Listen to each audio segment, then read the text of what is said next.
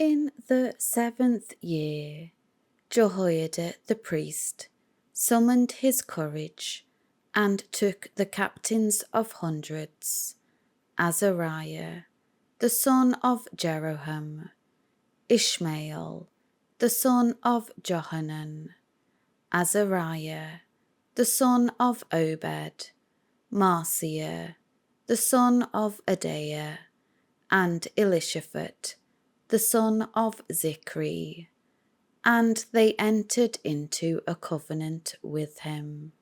They went throughout Judah and gathered the Levites out of all the cities of Judah, and the heads of the households of the fathers' ancestors in Israel, and they came to Jerusalem. Then all the assembly made a covenant in the house of God with the king, that is, with the child Joash, to overthrow Athaliah by proclaiming his sovereignty. And Jehoiada the priest said to them, Behold, the king's son, Joash, shall reign, as the Lord has said, in regard to the sons of David. This is what you shall do.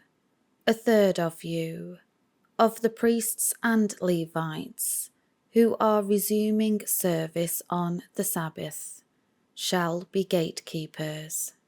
A second third shall be at the king's house, palace, and a final third at the gate of the foundation, and all the people shall be in the courtyards of the house of the Lord. But let no one enter the house, temple of the Lord, except the priests and the Levites who minister. They may enter, for they are holy. And let all the people carefully observe the law of the Lord. The Levites shall surround the young king, every man with his weapons in his hand, and whoever comes into the temple, breaking through the ranks of the guard to get near Joash, is to be killed. You are to be with the king when he comes in from the temple chamber where he is hiding, and when he goes out. So the Levites and all Judah acted in accordance with everything that Jehoiada the priest had commanded, and every man took his men who were to resume duty on the Sabbath, with those who were to go off duty on the Sabbath. For Jehoiada the priest did not dismiss any of the divisions from their duties. Then Jehoiada the priest gave to the captains of hundreds the spears and the large and small shields, which had been King David's, which were in the house of God. He stationed all the people around the king as guards for him, every man with his weapon in his hand, from the right side to the left side of the house, temple, by the altar, and by the house. Then they brought out the king's son, and put the crown on him, and gave him the testimony, a copy of the Mosaic law, and made him king.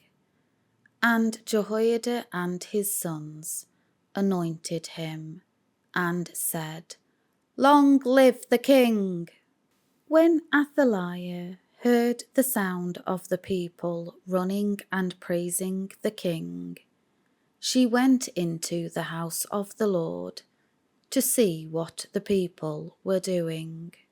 She looked, and there was the young king, standing by his pillar at the entrance, and the captains and the trumpeters were beside him, and all the people of the land were rejoicing and blowing trumpets, and the singers with their musical instruments were directing the singing of praise.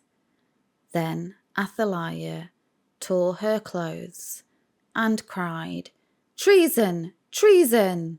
So Jehoiada the priest brought out the captains of hundreds who were appointed over the army, and said to them, "Bring her out between the ranks of soldiers, and whoever follows her shall be put to death with the sword." For the priest had said, "Do not let her be put to death in the temple of the Lord."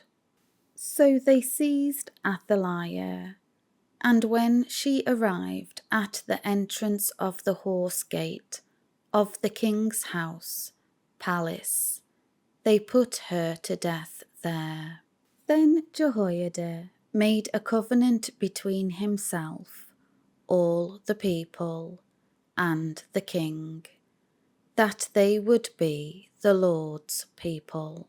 Then all the people went to the house of Baal and tore it down, and they smashed its altars and its images to pieces, and killed Mattan, the priest of Baal, in front of the altars.